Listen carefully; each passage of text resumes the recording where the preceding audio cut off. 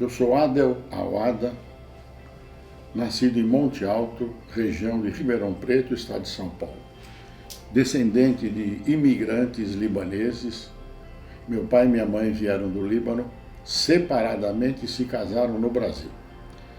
O meu primeiro ascendente libanês que veio ao Brasil, aqui chegou em 1892. Daí a minha família está muito vinculada ao Brasil e pouco menos ao Líbano. Morei em Monte Alto, porque meu pai era estabelecido lá, um comerciante, e depois mudamos para São Paulo em 1949, quando toda a família da minha mãe morava aqui e minha mãe queria estar mais próximo deles, porque era a única filha mulher e minha avó sentia muita falta dela. Mudamos para cá em 1949, eu estudei no Colégio Bandeirantes e decidi fazer Direito. Prestei vestibular na Faculdade de Direito do Largo São Francisco, Universidade de São Paulo, em 1953. Fui aprovado e iniciei o curso. No segundo ano fui funcionário forense, num dos cartórios de São Paulo.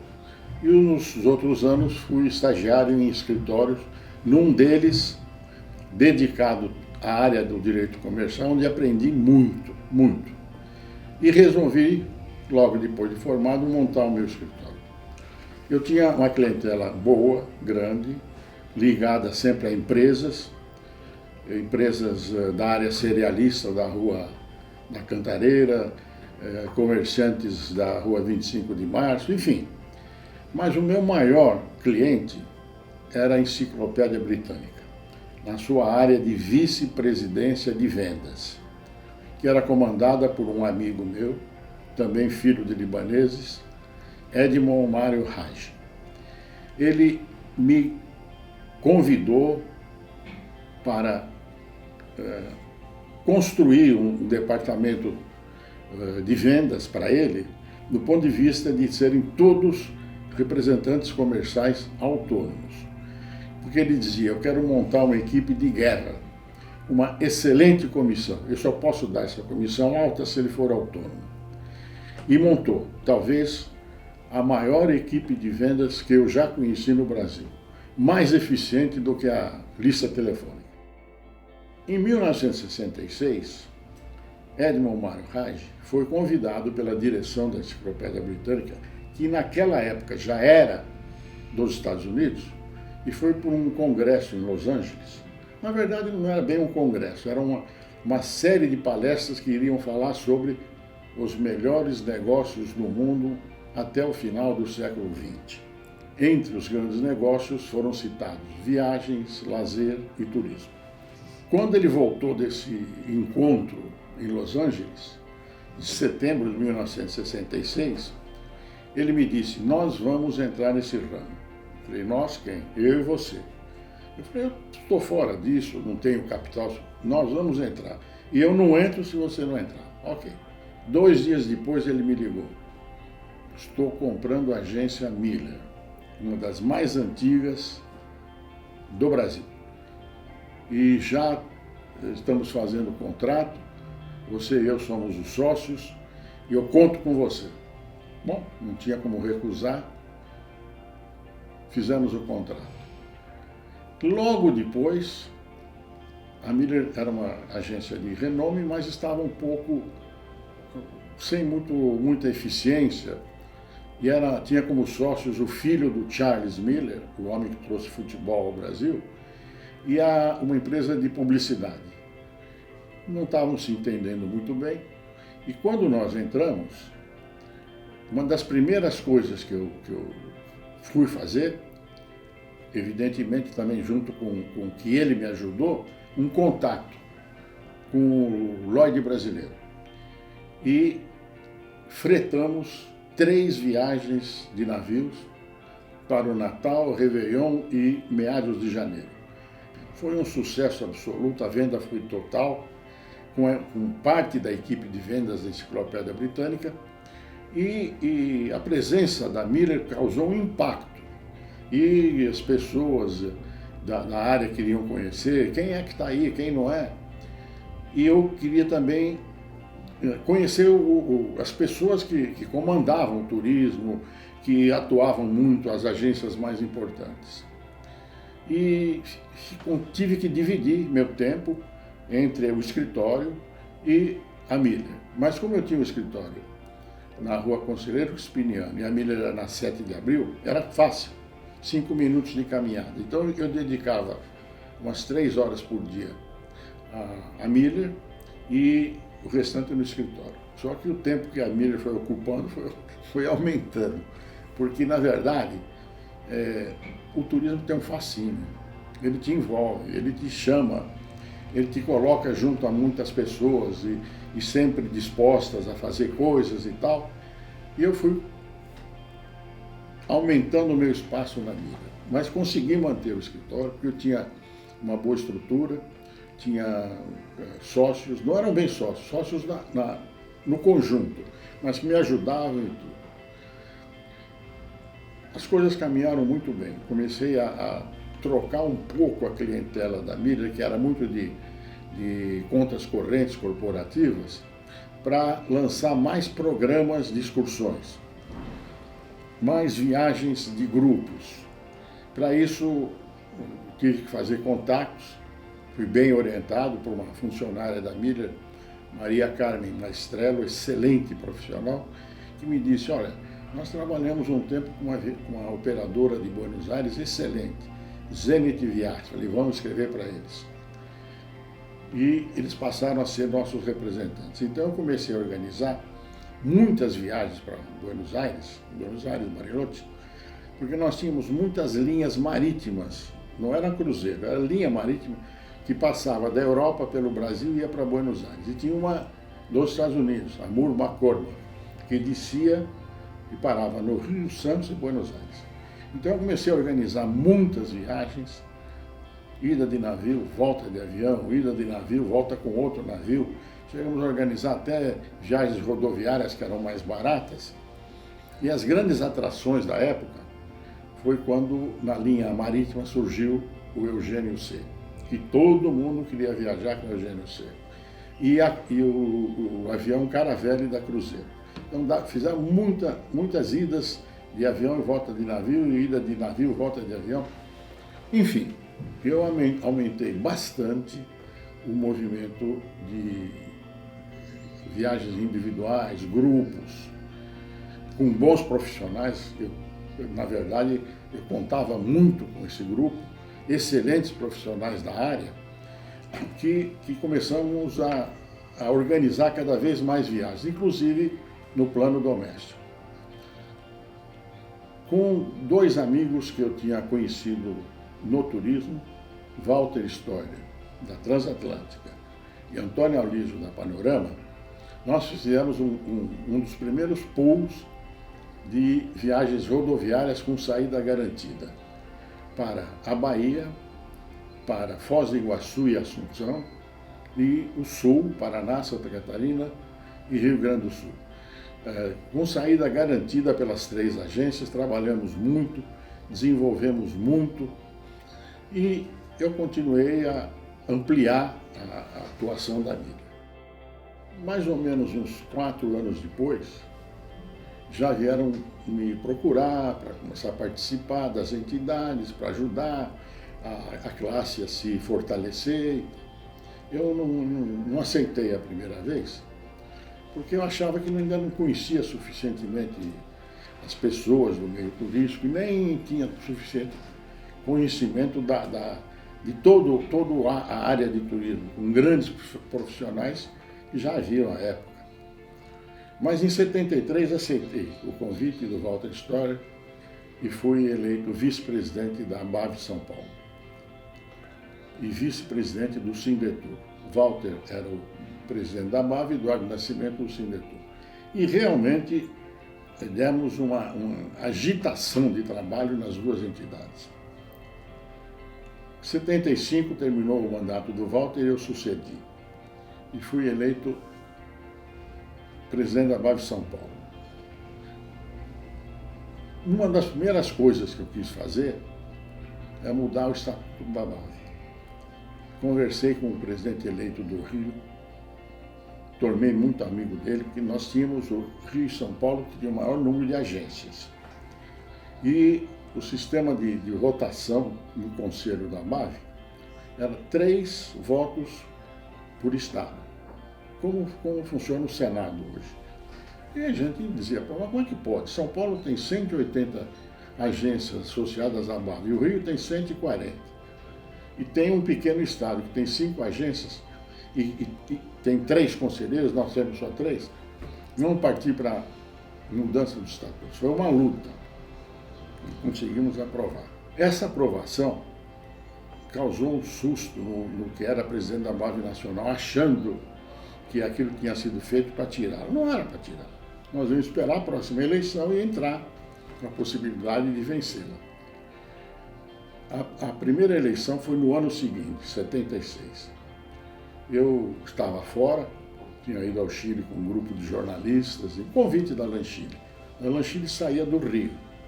Então fomos para o Chile, voltamos e eu desembarquei no Rio. O presidente da AMAV do Rio estava lá, Luiz Gonzaga Vanderlei, uma pessoa extraordinária, estava lá me esperando para dizer, vamos, em razão da desistência do presidente da AMAV Nacional, Pedro Chaves Barcelos, o cargo está vago. E você é o nosso candidato. Já falei com Paraná, já falei com Pernambuco, já falei com... Você é o nosso candidato. Tá bom. Feita a eleição, fui eleito e assumi numa época dificílima. Primeiro, nós estávamos na época do ato institucional no 5. Era difícil o diálogo com autoridades, difícil. O governo tinha criado um depósito compulsório para viagens. O Banco Central criou uma portaria, até lembro do nome, GECAN 313, que impedia as agências de pagar os serviços turísticos no exterior através do Banco Central. E mais um ainda que proibia as agências de venderem passagens para os ministérios, as autarquias, as empresas públicas, obrigando-as a comprar só das companhias aéreas. Eu tinha outro problema pela frente. O Congresso da AMAV em Fortaleza, que seria, nós estávamos em junho e ele seria em setembro. Assumi tudo isso de uma vez, mas falei, mas montei uma diretoria pequena, era o Zé Augusto da Rota Mundo, em São Paulo, e o Néstor Cunhado do Rio. E tinha comigo trabalhando uma extraordinária secretária, Isa Garbim, e um comunicador, um jornalista, Celeste Boniato. Trabalhávamos sempre juntos. E fomos enfrentando essas situações. Aí eu liguei para o presidente da Embratur, falei, presidente, nós estamos com alguns problemas para resolver. E eu tenho que criar um plano B. Se não sair Fortaleza, vamos para esse plano B. Ele falou, de jeito nenhum. O governo federal, e eu ouvi isso do presidente Geisel, quer um congresso no Nordeste, que acredita muito no turismo do Nordeste e acha que vai ser um dos grandes fatores de desenvolvimento do Nordeste. O que você precisa? É dinheiro? Eu falei, não. Eu preciso de uma secretária executiva que fique em Fortaleza daqui até a realização do Congresso. Ele falou, vou providenciar para você. Mas ela tem que morar lá, eu falei, residir lá nesse período. Ele conseguiu uma secretária do Banco do Nordeste, que, por sinal, tinha família em Fortaleza, se instalou lá e tinha comunicação diária comigo para ver com as providências. Bom, chegamos à inauguração do Congresso. Foi um sucesso absoluto. Participaram 700 profissionais, que era muito para a época. Desses 700, nós fizemos uma pesquisa, 70% não conheciam Fortaleza. E, na verdade, a grande maioria do Nordeste só conhecia Salvador e uns poucos menos Recife. O impacto foi muito grande. Tanto que logo depois do Congresso, surgiu o primeiro charter São Paulo-Fortaleza, com uma agência de São Paulo e com a Transbrasil, que ficou um ano voando sábado, levando um grupo e trazendo o grupo que estava lá. E a CTI do Nordeste, que era a Comissão de Turismo Integrada do Nordeste, com os 9 estados, se reuniu e pediu que a ABAV ajudasse eles a aparecerem no mercado do Sul, que era o grande emissor. Trabalhamos muito juntos. Eu acredito ter feito com eles um trabalho muito grande, muito que continuou, que eu recebi da Comissão Turismo Integrada do Nordeste um diploma Amigo do Nordeste. Eles tinham dado esse diploma para o Omar Fontana e para o Said Fará da Embratur. E mais alguém que no momento eu não me lembro. Fui eleito em 76, reeleito em 77, 78 e 79. Então fiquei 4 mandatos de um ano. E uma das grandes coisas que eu queria fazer era mexer na regulamentação das agências de viagem, que também veio num período de policialesco e tinha coisas incríveis exigindo da agência de viagem. Fiança bancária, cada roteiro tinha que ser enviado para a Embratur, cada semestre um balanço contábil, no fim do ano o balanço final. E uma das coisas que eu falei com o presidente da Embratur, eu falei: presidente, o estatuto, a regulamentação pede que todas as agências mandem balanço para a Embratur. O senhor tem equipe para examinar isso? Não. O que é feito com isso? Vai tudo para um depósito e a gente não... Eu falei: mas isso é ruim para a Embratur, porque se ela exige a remessa do balanço e ela não olha, presume-se que está tudo bem, tudo de acordo. Ele falou: é verdade. É verdade. Então eu falei para ele: o senhor concorda comigo que nós devemos tirar isso fora? Concordo. Então diversas coisas assim foram para discussão, com reuniões da Embratur, e chegamos a um esquema de nova regulamentação. O texto, na verdade, foi completado depois das reuniões de diretoria pelo grande amigo Joander Ferraz comigo. O Joander foi de grande atividade nesse sentido. O projeto foi terminado, a Embratur enviou o projeto para o Conselho Nacional de Turismo, do qual eu fazia parte. Meu nome foi indicado ao ministro Severo Gomes, que encaminhou para o presidente Geisel, homologou, eu fazia parte do Conselho. E a Embratur mandou para o Conselho e me indicando como relator. Eu fiz a apresentação, falei das modificações, eram 11 conselheiros, 8 do governo e 3 da iniciativa privada, e ele foi aprovado por unanimidade. Então, conseguimos mudar a regulamentação, que prevaleceu por 10, 15, 20 anos. Não acompanhei mais até... É normal que hajam as modificações. Nesse meio tempo, nós fomos procurados pelo Grupo Novo Rio, do governador Carlos Lacerda, que tinha empresa de turismo no Rio, e no grupo dele havia banco de investimento, a Datamec era do grupo de Carlos Lacerda, e a editora Nova Fronteira, e eles queriam se associar à Miriam, por uma indicação de um amigo comum, do Edmond Mário Rage e do governador Carlos Lacerda. Conversamos bastante e fizemos uma espécie de acordo de operação, que a Miriam tinha São Paulo e Ribeirão Preto, e o Rio tinha Rio de Janeiro e Petrópolis, com 4 agências. E havia uma representação, na verdade, mais política do que de negócios, do grupo em Portugal. Mas nós levamos também uma parte de turismo para Portugal, para ver se podíamos estabelecer alguns bons contatos e tal. Aí o grupo do Rio, o governador, fez uma proposta, que queriam comprar 51% das ações. Eu e meu sócio concordamos, mas eu falei 51 não. Vender 51 não adianta nada. E eu fiz uma contraproposta de vender 80%. Eles aceitaram. O valor que nós pedimos, na verdade, equivalia aos 100%. Foi pago, com uma condição.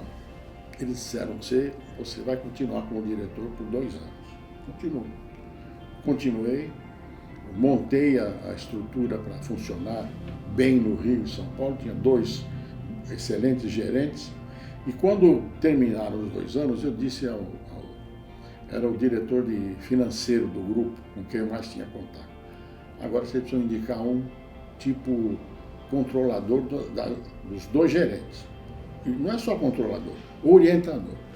Arrumaram, eu completei 2 anos e meio e saí. Voltei me associando a uma agência de um grupo de amigos da área de incorporadores de imóveis, e eles tinham uma agência que não funcionava. Então ele me ligou, esse meu amigo, e disse, eu quero que você tome conta, fica com você. Eu falei, não quero que fique comigo, mas eu vou olhar. Olhei e acabei me associando à Travel Credit, mas também como sócio majoritário.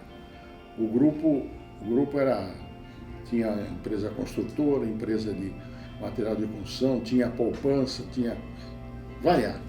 Como sócio majoritário, e lentamente fui levantando a Travel Credit. Eu não queria mais uma empresa grande, nem queria me concorrer com a minha antiga Miller, nada. Eu comecei a trabalhar muito com a coletividade sírio-libanesa, formando grupos para a Europa, para o Líbano, dentro do Brasil. No exterior trabalhamos com a Braniff. E me lembro muito de quanto me ajudou nessa arrumação da viagem, dois queridos amigos, o Caçulino e o Wilson Colosseiro. Mas depois na Travel Credit eu continuei ligado, o meu mandato da BAV tinha terminado, mas você não se distancia, não tem jeito, é chamado. Eu indiquei, numa reunião que estávamos eu, Tasso Gazanes, Leonel Rossi e Michel. E nós íamos ter eleições na BAV e no sindicato.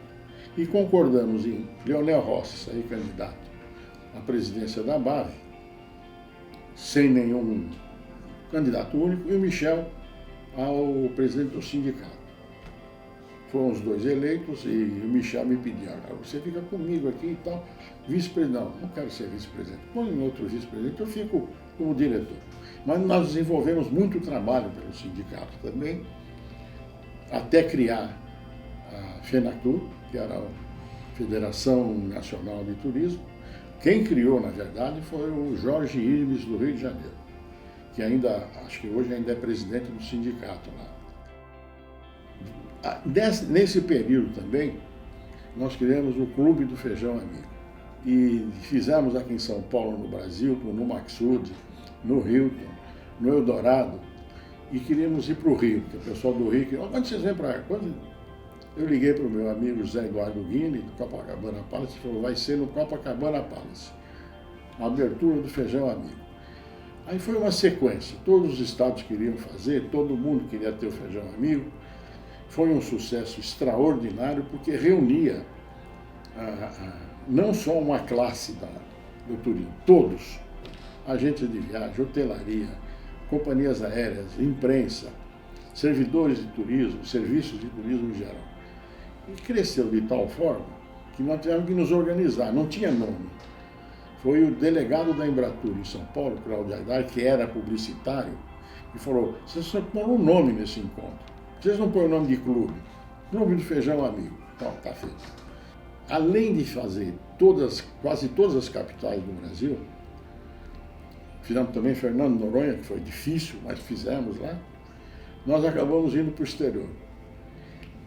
Uma força da Varig. E era uma apresentação turística do Brasil, porque a Varig levava material, convidava no local pessoas que trabalhavam com o Brasil. Então nós fizemos Montevidéu, Buenos Aires, Santiago, fomos para Miami, fizemos 3 vezes, e para Nova York. Na Europa, havia uma certa dificuldade para que os cozinheiros dos hotéis conhecessem como se fazia o arroz e feijão e tal, isso aqui. Em Paris, foi no Meridian Montparnasse, o gerente que tinha trabalhado no Brasil falou, olha, aqui eu quero fazer feijoada. O francês adora feijoada. Conseguimos levar o chefe de cozinha do Maxud Plaza, André Servat. Um sucesso absoluto em Paris, porque a Tatuzinho nos fornecia cachaça do depósito dela de Lisboa. E a gente levava do Brasil limão e açúcar. Bom, não preciso dizer a vocês que a caipirinha terminava num instante, porque os franceses adoravam.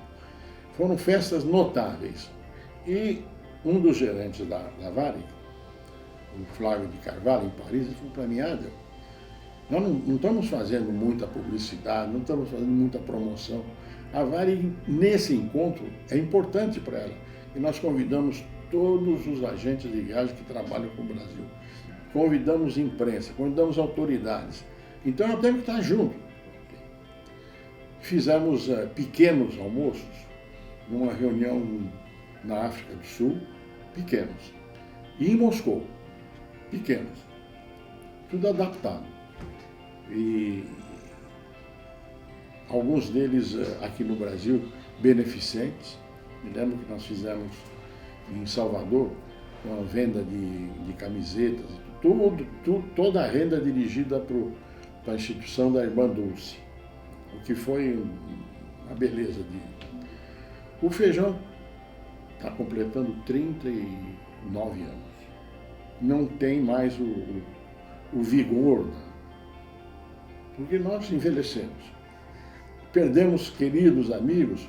Então, hoje, onde se faz ainda, são 2 cidades, Rio de Janeiro e Curitiba, que mantém muita vontade de.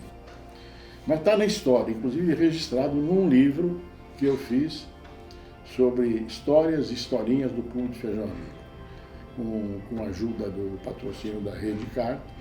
Nós fizemos 2.000 exemplares que não foram vendidos, foram enviados para sócios, para comunicadores. Eu escrevi na coluna que o Brasil tinha 2 pontos importantíssimos para explorar. O Nordeste, que tinha características próprias, tinha praias lindas, comida extraordinária, música, artesanato e uma alegria dos, por exemplo, dos que trabalhavam no hotel. Eu disse, eles não precisam ser iguais ao que o Plaza Athénée de Paris tem, mas eles têm um sorriso trabalhando que cativa. E o outro, no turismo ambiental, que é o grande corredor ambiental que o Brasil tem, entrando por Foz do Iguaçu, Pantanal de Mato Grosso, deságua na Amazônia. E fui convidado pelo governo do Amazonas para fazer uma palestra sobre isso. Participei aqui, inclusive, em algumas reuniões com o Roberto Clabin, que tinha um belíssimo hotel no Pantanal, sobre esse turismo ambiental, e o Brasil ainda não trabalha muito isso aí. E continuei esse meu trabalho ligado ao turismo quando fui convidado para ser diretor da Câmara de Comércio Árabe Brasileira. Trabalha com 22 países de língua árabe, do norte da África, do Golfo Arábico, do Oriente Médio. E trabalha muito na exportação de produtos brasileiros. Tanto que o Brasil hoje, dentro dessa região árabe, é o 3º país exportador, só perde para a China, que é mais ou menos normal no mundo inteiro, dos Estados Unidos, e depois vem ao Brasil, que é o grande exportador de proteína animal, proteína vegetal, de produtos cosméticos que fazem um sucesso absoluto, hospitalares, remédios, aumentando muito essa área. E junto eu fiz uma parte de turismo, procurando criar grupos de empresários para ir para as feiras. E montei um esquema de turismo na Câmara, com o apoio da Brastoa. Nós recebemos, tanto na Câmara ou na Brastoa, os ministros de turismo do Líbano, da Palestina, da Jordânia, do Egito, Tunísia e Marrocos.